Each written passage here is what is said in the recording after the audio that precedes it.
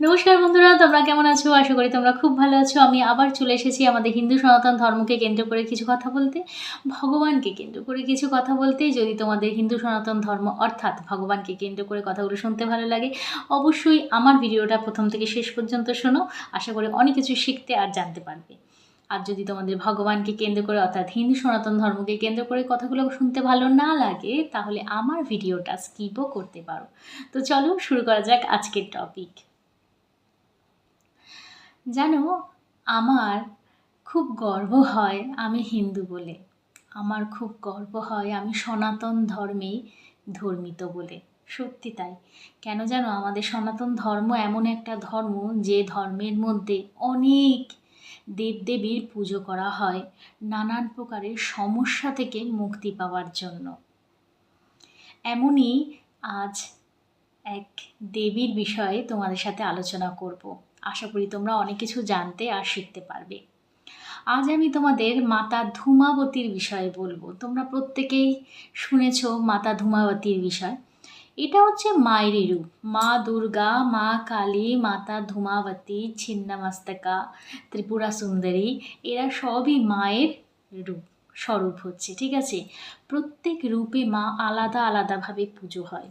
তো আজ আমি তোমাদের মাতা ধূমাবতীর পূজার বিষয়ে বলবো, কেন মাতা ধূমাবতীকে পুজো করতে হয়। এবং তোমরা কি জানো, আমি প্রত্যেক ভিডিওতে আমার বলে থাকি ভগবানরা হয়তো সেই কাজ করেছিল বলেই, অর্থাৎ ভগবান তুল্য কাজ করেছিল বলেই হয়তো তারা ভগবানের পদে আছে। আর আমরা মানুষের পদে আছি শুধুমাত্র আমরা মানুষের মতন কাজ করেছি বলেই। হ্যাঁ, শুনলে একটু আটপাটা মনে হবে, কিন্তু একদম সত্যি কথা। তোমরা কখনো পুরাণ ঘেঁটে দেখবে, ভগবানরা পুজো নেওয়ার জন্য বা পূজিত হওয়ার জন্য সমাজে কি না ত্যাগ করেছে, যেটা আমরা মানুষরাও কখনো ত্যাগ করতে পারিনি। এখনও কিন্তু ত্যাগ করার সাহস আমাদের মধ্যে নেই, তাই তো। তো আমি সবসময় সেই কারণের জন্যই ভিডিওতে সব সময় বলি, ভগবানের পজিশন নেওয়া এতটা সহজ না। চলো, এমনই একটা গল্প নিয়ে তোমাদের সামনে উপস্থিত হয়েছি। আজ আমি মাতা ধূমাবতীর বিষয়ে বলবো। মাতা ধূমাবতী হচ্ছে মায়েরই স্বরূপ। মায়ের অনেক অবতার আছে, তো সেই অবতারগুলোর মধ্যে একটা অবতার হচ্ছে মাতা ধূমাবতী। বলা হয় মাতা ধূমাবতীকে মানুষ তখনই পুজো করে যখন মানুষ খুব দরিদ্র থাকে। তোমাদের আমি বলে দেই, আমি কিন্তু আগেও আমার ভিডিওগুলোতে সবসময় বলি, কর্মার উপর সব কিছু নির্ভর করে। হ্যাঁ, কর্মার উপর দারিদ্রতাও নির্ভর করে। মানে তুমি যে আজ গরিব হয়ে জন্মেছ, সেটাও কিন্তু তোমার কর্ম। এর উপরেও একটা স্টোরি আছে, তো হালকা করে ছুঁয়ে দিই, তাহলে বুঝতে পারবে। একটা গ্রামে গ্রামে গৌতম বুদ্ধ এসেছিল। ঠিক আছে, তো সবাই নিজের নিজের নানান রকমের প্রবলেম নিয়ে ছুটেছে গৌতম বুদ্ধের কাছে। প্রভু আমাদের পথ দেখাবে, নতুন পথ দেখাবে, আমাদের এই সমস্ত সকল প্রকারের সমস্যা, পারিবারিক জীবনে সকল প্রকারের বা নিজের জীবনে সকল প্রকারের সমস্যা থেকে আমরা মুক্তি পাবো। তো যাই হোক, এবার সবাই গেছে, সব গ্রামবাসী গেছে কাঁদতে কাঁদতে, কিন্তু প্রভুর কাছ থেকে সলভ পাওয়ার পর তারা আবার হাসতে হাসতে বাড়িতে যাচ্ছে। ঠিক আছে, তো সেটাই একটা ভিখারি দেখেছে, এবং সেই ভিখারিটা দেখছে কাঁদতে কাঁদতে সবাই যাচ্ছে গৌতম বুদ্ধার কাছে নিজের প্রবলেম নিয়ে, হাসতে হাসতে বাড়ি যাচ্ছে। আর আমি কত দুঃখী দেখো, আমি সারা জীবন তো কেঁদেও গেলাম, এখনও কেঁদে গেলাম, আমি যাব, গিয়েও মনে হয় না আমার কিছু হবে। তবুও সে একটা আশা নিয়ে গৌতম বুদ্ধার কাছে গেছে, এবং গৌতম বুদ্ধার কাছে গিয়ে সে বলছে যে প্রভু, আমি এত গরিব কেন, আমি ভিখারি কেন। তখন গৌতম বুদ্ধা তাকে হেসে একটা কথা বলেছিল। বুদ্ধা তাকে হেসে বলেছিল, তুমি কাউকে কখনো কিছু দান করেছো? তার উত্তরে ভিখারিটা বলেছিল, প্রভু আপনি দেখছেন না, আমি ভিখারি, আমাকে সবাই দেয়, আমি সেটা খাই। যেদিন খাবার দেয় না সেদিন আমার কপালে অন্ন জোটে না, আমার পরনের বস্ত্রটাও ছেঁড়া। আপনি দেখতে পাচ্ছেন না আমি ভিখারি? আমি কাকে দেব? কি দেব? আমার কি দেওয়ার সামর্থ্য কিছু আছে? আমাকে কি ভগবান সেই রকমভাবে সামর্থ্যবান করেছে? করেনি তো। সেই জন্যই তো আমি ভিখারি। আমি সেই জন্যই তো আপনার কাছে এসেছি। আমি কোথা থেকে দেব? এমনি করে সেই ভিখারিটা উল্টে চটে ফাটে আরও গৌতম বুদ্ধার কাছে এই সমস্ত বলছে। গৌতম বুদ্ধা হাসছে ভিখারিটার কথা শুনে। গৌতম বুদ্ধা বলছেন যে তুমি কাউকে আশীর্বাদও তো করতে পারো, তার জন্য পয়সা লাগে না। কাউকে হেসে কথাও তো বলতে পারো, তার জন্যও পয়সা লাগে না। কারোর সাথে চলতে তো পারো, কেউ পড়ে গেলে তাকে একটু হাত ধরে তুলে তো দিতে পারো, তার জন্যও পয়সা লাগে না। করেছো কখনো? ভিখারিটা চুপ। তো তখন গৌতম বুদ্ধা বলেন, তুমি ভিখারি হবে না তো কে হবে? তো এইটুকুনি জাস্ট একটা হালকা জাস্ট আমি ছোঁয়া দিলাম। এই হলো কর্মা।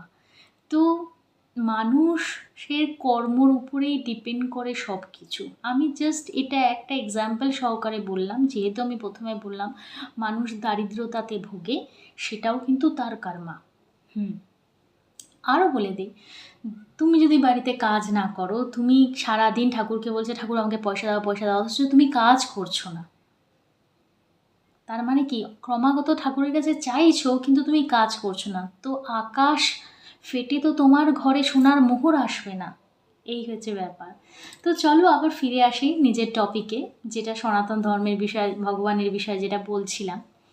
তো মাতা ধূমাবতীর উৎপত্তি হয়েছে কিন্তু দারিদ্রতা মেটাবার জন্য। হ্যাঁ, দারিদ্রতা মেটাবার জন্য। আবার অপরদিকে দেখবে মানুষ খুব অসুস্থ থাকে, ঠিক আছে? তো হাজার ওষুধ খেয়ে ডাক্তার খেয়েও কিছু কিছু রোগ থাকে যেটা কিনা ডাক্তার দেখিয়েও কাজ হয় না। দেখবে আশেপাশে দেখতে পাওয়া যায়, ঠিক আছে? ডাক্তার দেখিয়ে যাচ্ছে কিন্তু রোগ সারছে না। হ্যাঁ, তো সেই সকল রোগের নিরাময়ের জন্য, অর্থাৎ সেটাকে শেষ করে দেওয়ার জন্য মাতা ধূমাবতীর পুজো করা হয়। আর থার্ডে আর একটা বলে দিই, যাদের কেতুর প্রবলেম, গ্রহ দশাগুলো থাকে না, তার মধ্যে কেতু একটা গ্রহ হচ্ছে, যাদের কেতুর প্রবলেম হয় তারাও কিন্তু মাতা ধূমাবতীর পুজো করে। কারণ কেতুর প্রবলেম হলে, মানে কেতুর দশা থাকলে তাদের কিন্তু জীবনে অনেক রকম প্রবলেম এসে যায়। আর্থিক কষ্ট হতে পারে, তারপরে শারীরিক কষ্ট হতে পারে, আর একটা হয় ফ্রড। যাই হোক, এটা তো অ্যাস্ট্রোলজি, কথা বলতে বলতে চলে আসে, তো আমি বলে দিই। তো এই সকল দারিদ্রতা থেকে, শারীরিক প্রবলেম থেকে মুক্তি পাওয়ার জন্য মাতা ধূমাবতীর পুজো করা হয়। এই ধূমাবতীর উৎপত্তি হলো কীভাবে, আজ আমি তোমাদের এই বিষয়ে বলবো। মাতা ধূমাবতী মাতা দুর্গা অর্থাৎ মাতা কালীর স্বরূপই হচ্ছে, মায়েরই স্বরূপ হচ্ছে। তো এই গল্পের স্টার্টিংয়েই যেটা আমরা বলেছি, ভগবানরা আমাদের জন্য, ভগবানরা নিজের জন্য কিন্তু কিছুই ত্যাগ করে না, ঠিক আছে? নিজেদের জন্য কিচ্ছু করে না। সারাটা জীবন যা ত্যাগ করে সব কিছু কিন্তু আমাদের জন্য, আমাদের পৃথিবী লোকে যে আমরা মানুষ আছি, যাতে আমরা মানুষরা উপকার পাই তাদের কাছ থেকে, কিছু নিতে পারি তাদের কাছ থেকে, সেই জন্যই কিন্তু এত কিছু ভগবানরা করে, তাদের নিজেদের জন্য কিন্তু কিছু করে না, ঠিক আছে? তো এই গল্পের মাধ্যমে তোমরা বুঝতেই পারবে। তো চলো শুরু করা যাক। এবার তোমাদের আমি বলছি, দক্ষ প্রজাপতি তোমরা প্রত্যেকেই জানো, তার পুত্রী ছিল সতী। এবং দক্ষ প্রজাপতি যখন বাড়িতে বিরাট বড় যজ্ঞের আয়োজন করেছিল, তখন কি হয়েছিল, ভগবান শিবকে তিনি নিমন্ত্রণ করেননি। তিনি ছিলেন বিষ্ণু ভক্ত। তো বিষ্ণু সমেত যত ঠাকুর ছিল প্রত্যেককেই নিমন্ত্রণ করেছিল, কিন্তু ভগবান শিবকে তিনি নিমন্ত্রণ করেনি। আর তোমরা প্রত্যেকেই যেন মাতা সতীর স্বামী ছিল ভগবান শিব, ঠিক আছে? এবার ভগবান শিব তো তখন ত্রিকালদর্শী, সবে মাতা সতীর সাথে বিয়ে হয়েছে, বেশি দিনও হয়নি, ঠিক আছে? মাকে যে শিখিয়ে পড়িয়ে নিজের মধ্যে জাগরুকতা আনবে, সেই সময়টুকু ভগবান শিব পায়নি। তার মানে মা যে 10, মানে কি বলবো আর তোমাদের, এতটা খুলে বলা যায় না। 10 মহাবিদ্যা তো তাকেও বিভিন্ন প্রকারের যোগ সাধনা করে নিজের পাওয়ারটাকে বাড়াতে হয়েছে। যেমন তুমি যোগ করেই তো নিজের কুণ্ডলিনীটা জাগৃত করো, এমনি ঠিক আছে, তাদেরও করতে হয়েছে। আমি কি বলছি, আমি তো এই কথাই বলি যে ওদের অনেক ত্যাগ করতে হয়েছে, এবং ওরা যা করেছে আমাদের জন্য ত্যাগ করেছে, এবং ওরা যা করেছে তা আমরা মানুষরা কখনো পারি না। যাই হোক, আবার চলে আসি টপিকে। তো এবার তা মাও ত্রিকালদর্শী, কিন্তু তখন মায়ের থার্ড আইটা কিন্তু খুব ভালোভাবে জাগৃত ছিল না হয়তো। তো সেই কারণের জন্য মা কিন্তু ব্যাপারটা বুঝতে পারেনি। তো মা শুনতে পেয়েছে তার বাড়িতে তার বাবা একটা বিরাট বড় যজ্ঞের আয়োজন করেছে, এবং সেইখানে তার স্বামীকে নিমন্ত্রণ করেনি, তাকে নিমন্ত্রণ করেনি।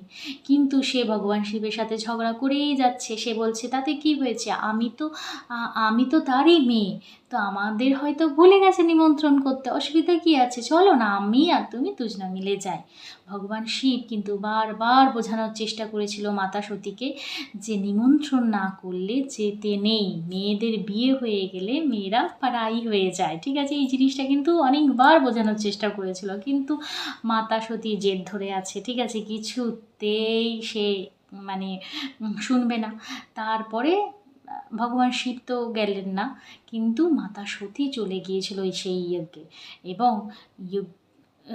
যজ্ঞতে যাবার পর তিনি জিজ্ঞাসা করেছিলেন তার বাবাকে যে তুমি আমার স্বামীকে কেন নিমন্ত্রণ করনি, আমাকে কেন নিমন্ত্রণ করনি।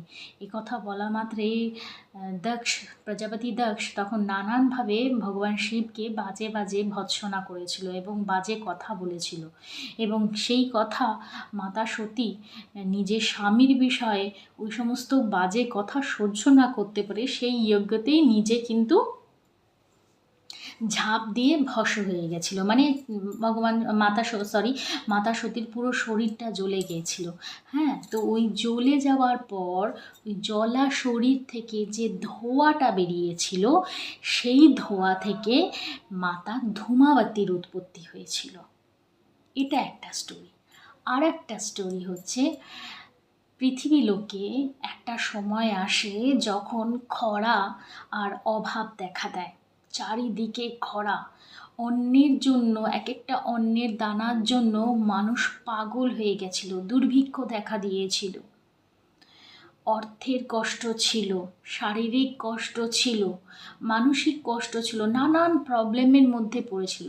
কোনো একটা রাজ্যে যদি অন্যের কষ্ট দেখা দেয়, অন্যের কষ্টে দেখা দেওয়া মাত্রেই কিন্তু সেই রাজ্যে নানান প্রকারের প্রবলেমস শুরু হয়ে যেতে থাকে, এবং সেটাই হয়ে গিয়েছিল, ঠিক আছে, সেটা রাজ্যে না, পুরো পৃথিবী লোকে হয়েছিল। একটা সময় এসেছিল যখন পৃথিবী লোকে খরা আর অন্নের অভাব দেখা গেছিলো, ঠিক আছে, খরা হয়ে গেছিলো, চারিদিকটা শুকিয়ে, মানে এক ফোঁটা জল মাটিতে পড়েনি, ঠিক আছে, যেমন বৃষ্টির জল পড়ে সেই বৃষ্টির জলও এক ফোঁটা পড়েনি, এরকমই একটা সময় এসেছিল।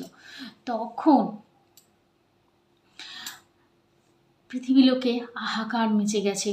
পৃথিবী লোক থেকে সবাই ভগবান শিবকে, হ্যাঁ, প্রার্থনা করছে, প্রভু বৃষ্টি দাও, প্রভু বৃষ্টি না হলে মানে অন্ন কী করে জোগাড় হবে, মানে ধান হবে, তারপরে চাল হবে, সেটাই অন্ন হবে, সেটাই গ্রহণ হবে, এবং ধান চালের সাথে সাথে শাক সবজি হবে। জল যদি না থাকে তাহলে তো খাবারের জোগাড় হবে না।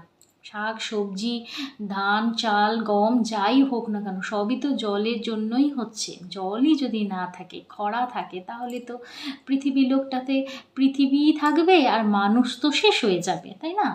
তো সেই জন্য ভগবান শিবের কাছে পৃথিবী লোক থেকে ভর্তি লোক মানে প্রার্থনা করতে শুরু করে, ঠিক আছে, ভর্তি ভক্তরা, ভগবান শিবের ভক্তরা প্রার্থনা করতে শুরু করে। তখন ভগবান শিব একটা আয়োজন করে। কিসের আয়োজন? না, তার বাড়িতে, অর্থাৎ কৈলাসে, তোমরা প্রত্যেকেই জানো ভগবান শিব কৈলাসে নিবাসী। কৈলাসে সব দেবতাদের ডেকেছে, নিমন্ত্রণ করেছে খাওয়ার জন্য। মাতা সকাল থেকে ব্যস্ত রান্না করতে, কারণ সব দেবতারা তার বাড়িতে অন্ন গ্রহণ করবে। যাই হোক, সব দেবতাদের সাথে ভগবান শঙ্করও বসে যায় খাবার খেতে। খাবার খাওয়া হয়ে গেল, খাবার খেতে খেতে তোমাদের আমি তার আগে বলে দিই, ভগবান শিবের সাথে মায়ের সম্পর্কটা খুব গভীর, এবং মাতা ভগবান শিব খাবার খাবার পর যেই অন্নটা রেখে দেয় সেটাই মা গ্রহণ করে। হ্যাঁ, ঠিক আছে। আগেকার দিনে দেখতে এই জিনিসটা, এই কালচারটা ছিল। হাজবেন্ডরা আমাদের বাঙালিদের মধ্যে ছিল, এখন অনেকটা উঠে গেছে।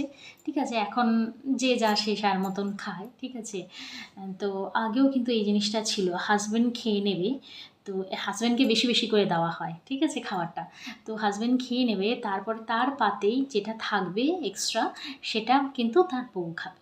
ঠিক আছে, আমাদের বাঙালিদের মধ্যে ছিল একটা সময় এই কালচারটা। তো এটা কিন্তু ভগবানদের থেকেই এসেছে এই কালচারটা। ঠিক আছে, তো ভগবান শিবও খেয়ে যেটুকু খাবার বাঁচে রেখে দেয় সেটা মা গ্রহণ করে। আর সব খাবার তো দেওয়া হয়ে গেছে, কারণ প্রচুর দেবতা, আমাদের হিন্দুদের দেবতা তো দেবদেবীর তো কোনো কমই নেই, 36 কোটি দেবদেবতা আছে। তো যাই হোক, সবাই তার শুধু তাই না, মায়ের তো গণরাও আছে। ঠিক আছে, ভগবান শিবের ভোলেনাথের তো গণের কোনো কমই নেই। হ্যাঁ, তো তারাও আছে, তারাও তো মা মা মা মা খেতে দেবে, মা খেতে দেবে, তারাও তো পাগল থাকে খাবার জন্য। হ্যাঁ, তো যাই হোক, এবার যা মা যত রান্না করেছিল সব খাবার দেবতা আর ভগবান শিব দেবতাদের মধ্যেই বসেছিল, দেবতা আর গণদের সাথে সবাইকে সমান ভাগে ভাগ করে দিয়ে দিয়েছে। এবার খাবার শেষ হয়ে গেছে, খাবার খাওয়া হয়ে গেছে, খাবার খাওয়া হয়ে যাওয়ার পরে এবার দেবতারা এক এক করে বাড়ি চলে গেছে। এইবার পালা মায়ের খাবার, কেন মাও তো সকাল থেকে খেটেছে, তারও তো খিদে পায়। এবার সে ভগবান শিবের থালাটাকে উঠিয়ে তার মধ্যে ভগবান শিব রেখে দেয় খাবার কিছুটা, মা সেটা গ্রহণ করে। দেখছে সেই থালায় কিচ্ছু নেই, একটা অন্নের দানাও ছিল না। এটা দেখে মা না সহ্য করতে পারেনি, মা সোজা চলে গেছে ভগবান শিব যেখানে ধ্যানমগ্ন থাকে। ভগবান শিব না কীরকম বলো তো, তিনি না সমাজের সাথে না মানে অত ইয়ে নেই, মানে ধরো মানে কি বলবো, ওই সংসারের মধ্যে নেই, ওই সারাদিন ধ্যান জপের মধ্যেই থাকে, নিজের মধ্যে লীন থাকে। আসলে মেন ব্যাপারটা নিজের মধ্যে লীন থাকে, সমাজে কি হচ্ছে না হচ্ছে তার তার কোনো মতলব নেই, এই জন্য তাকে ভোলা শঙ্কর বলে। ঠিক আছে, তোমার যদি কোনো দরকার হয় তুমি যাও তার কাছে, বলো কি দরকার, আচ্ছা কিছু লাগবে, আচ্ছা ঠিক আছে তথাস্তু বলে দিল, তোমার নিয়ে যাও, হয়ে গেছে, ঠিক আছে, আরও কিছু লাগলে এসো, আবার ঠিক আছে বলে তাকে পাঠিয়ে দেয়। আবার নিজে ধ্যানে মগ্ন হয়ে যায়, মানে বাড়িতে অন্ন আছে কি না, কেউ আসলো কি না, কেউ গেল কি না, কোনো মতলব নেই, যেটা হয় আর কি। ঠিক আছে, আমরা বাড়িতে যেমন দেখি আর কি চারিদিকটা ঠিক আছে কি না, ওই সমস্ত কোনো মতলব নেই। তো ভগবান শিব খেয়ে দিয়ে ধ্যানে বসে গেছে। এদিকে মাতা পার্বতী সবাইকে, যেমন আমরা নিমন্ত্রণ করার পর সবাইকে ঘরের বাইরে পর্যন্ত এগিয়ে দিয়ে আসি, মাতা পার্বতীও তাই করলো, ঘরের বাইরে পর্যন্ত এগিয়ে সবাইকে আতিথেয়তা আপ্যায়ন করে সব কিছু করে তারপরে লাস্টে খেতে বসে তখন দেখে ভগবান শিবের থালায় একটা অন্নের দানা নেই। এবার তোমরা বলো, যে মানুষটা বলাটাও ভুল, মা সকাল থেকে বিকেল পর্যন্ত রান্না করে আতিথেয়তা আপ্যায়ন করে তাদের বাড়ি পাঠিয়ে সে যখন খেতে বসেছে, সে যে সমাজকে অন্ন দেয় অন্নপূর্ণা, তার পাতে যদি অন্ন না থাকে, সে এতক্ষণ খেটেছে, তো তার মধ্যে কি প্রতিক্রিয়া হতে পারে? যেহেতু সে তো সকাল থেকে না খেয়ে কাজ করেই যাচ্ছে, তারও তো খিদে পাবে, তারও তো দরকার অন্নের। এবং যখন সে থালাটা তুলে দেখে ভগবান শঙ্করের থালায় একটাও অন্নের দানা নেই, মায়ের শরীর তখন জ্বলতে শুরু করে। মা কি করবে ভেবে পাচ্ছে না, মা সোজা চলে যায় ভগবান শিবের কাছে, যেখানে ভগবান শিব ধ্যানমগ্ন। সেখানে গিয়ে ভগবান শিবকে বলে, তুমি আমার জন্য খাবার কেন রাখোনি, তুমি তো রোজ খাবার রেখে দাও, দেখছো তো আমি সকাল থেকে খেটে যাচ্ছি, এই এখনই সবাই গেল, এখন গিয়ে আমি একটু অন্ন খেতে বসেছি, দেখি তোমার থালা খালি, এবার আমি কি খাবো, আমাকে আবার রান্না করতে হবে। এমনি করে মা নিজের দুঃখ প্রকাশ করছে ভগবান শিবের কাছে, কিন্তু ভগবান শিব শুনবে তা না, তিনি তো ধ্যানে মগ্ন। মা বারংবার বলার পরও ভগবান শিব কিন্তু তার কথা শোনেননি, এবং মা আর নিজের খিদের জ্বালা সহ্য না করতে পেরে হা করে ভগবান শিবকে স্বয়ং খেয়ে নেন, গিলে নেন। এইবার কি হয়েছে দেখো, ভগবান শিব সমুদ্র মন্থনের সময় যখন অমৃত উঠেছিল, সেই অমৃতর সাথে সাথে গরল অর্থাৎ বিষটাও উঠেছিল। তোমরা প্রত্যেকেই জানো, প্রত্যেকের সাথে প্রত্যেকের রিলেটেড, জানো তো। এবার সেই বিষটা ভগবান শিব গ্রহণ করেছিল, তাই জন্য তার নাম নীলকণ্ঠ হয়েছে, ঠিক আছে। তো ভগবান শিবকে যেইমাত্র মাতা পার্বতী গিলে নেয়, সেইমাত্র তার পেটে জ্বলতে শুরু করে। পেট তো ভরে যায়, কিন্তু তার শরীরটা একদম জ্বলতে শুরু করে। পেট জ্বলার সাথে সাথে আস্তে আস্তে ক্রমাগত সেই জ্বলা ভাবটা মায়ের শরীরের উপরের ভাগ এবং নিচের ভাগেও যেতে শুরু করে। তার মানে মায়ের আস্তে আস্তে সমগ্র শরীরটা জ্বলতে শুরু করে এবং ভিতরটা জ্বলে জ্বলে বাইরে থেকে সাদা ধোঁয়া বেরোতে শুরু করে এবং মায়ের তখন স্বরূপটাও চেঞ্জ হয়ে যায়। মা যে এত সুন্দরী, মা যে এত রূপবতী, মা যে এত গুণবতী, গুণবতী তো অবশ্যই থাকে, গুণটা তো থাকেই, রূপটা, মায়ের রূপটা আস্তে আস্তে আস্তে আস্তে পরিবর্তন হতে থাকে এবং একসময় পরিবর্তিত হয়ে মা একটা সাদা শাড়ি পরা বিধবা মহিলাতে পরিণত হয়, যে কিনা কাকের সাওয়ারি করছে। কাকের সাওয়ারি করছে বলতে, যেমন রথ ঘোড়ারা টানে, যেমন সূর্য ভগবানের রথ ঘোড়া টানে, সেই রথের উপর, যেই রথের উপর মা বসেছিল, সেই রথটা কাকরা টানছিল এবং মা হাতে কুলো নিয়ে আছে। অদ্ভুত একটা রূপ মায়ের এই অবস্থায় দেখতে পাওয়া যায় এবং মা তখন নিজেকে দেখে কাঁদতে শুরু করে যে আমি কি করলাম, আমি আমার খিদের জ্বালাতে আমি আমার স্বামীকে খেয়ে নিলাম। এবং সেই মাত্রেই ভগবান শঙ্কর মায়ের শরীর থেকে আবার প্রকট হয় মুখের মাধ্যমে, যেহেতু মুখের মাধ্যমেই খেয়েছিল তাই মুখের মাধ্যমে আবার প্রকট হয় এবং মাকে জানায় সেটা তাদের একটা যোজনা ছিল, অর্থাৎ তাদের একটা প্ল্যানিং ছিল।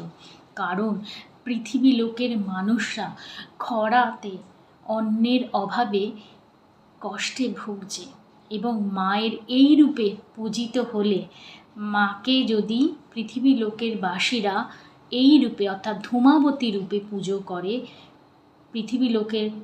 পৃথিবী লোকবাসী আবার পুনরায় আগের সমৃদ্ধিটাকে ফিরে পাবে, তাদের আর্থিক উন্নতি হবে, তাদের খরা শেষ হয়ে যাবে, বৃষ্টি নামতে শুরু করবে পৃথিবী লোকে এবং ফসল উগতে শুরু করবে, অন্নের অভাব শেষ হয়ে যাবে, দারিদ্রতা শেষ হয়ে যাবে, শারীরিক কষ্ট যেসব হচ্ছিল সেগুলো শেষ হয়ে যাবে এবং তখন থেকেই মাতা ধূমাবতীর পুজোর উৎপত্তি হয়।